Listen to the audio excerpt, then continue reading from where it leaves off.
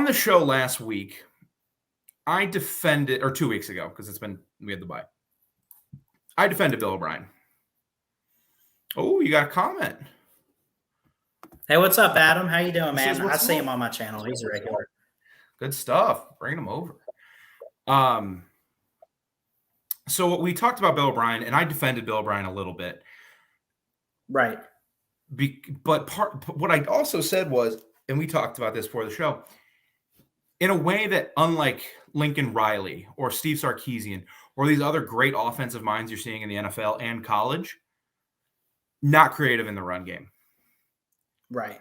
The run game isn't consistent. I mean, Jahmyr Gibbs can do amazing things, but if you pull up the stats right now, as I'm trying to, but my computer's being really slow tonight.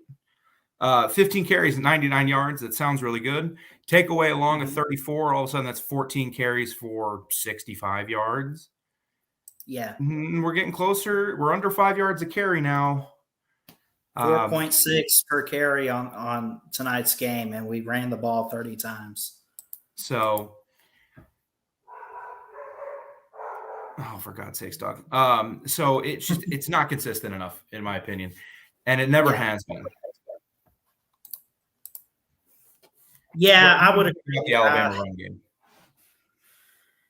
I remember back when we had guys like Derrick Henry or Mark Ingram or TJ Yeldon, and I remember those good old days when we used to pound the ball on the ground, and we used to just run it down defenses' throats.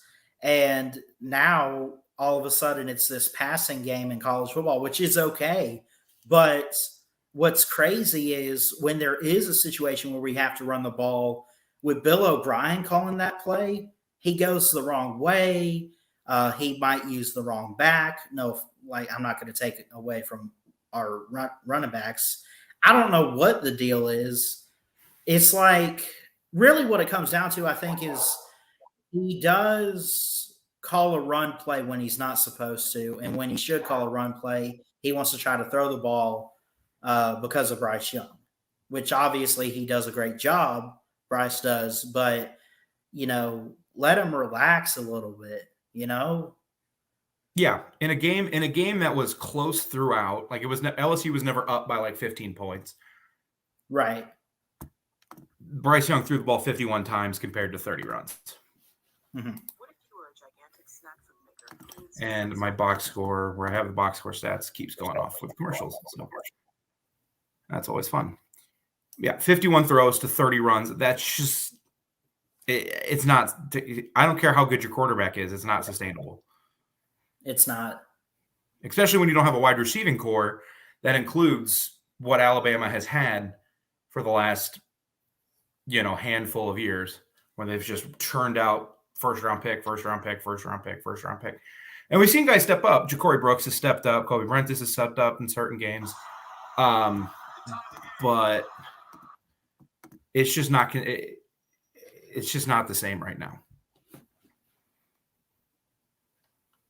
No, it's really not the same. It's just so weird, honestly, is how I could put it. I don't know how to put it, but like you said, it's not the same type of offense, that we had at the start of the season against a team like Utah State, or I know week 2 we struggled against Texas, but another road game that this team struggled in.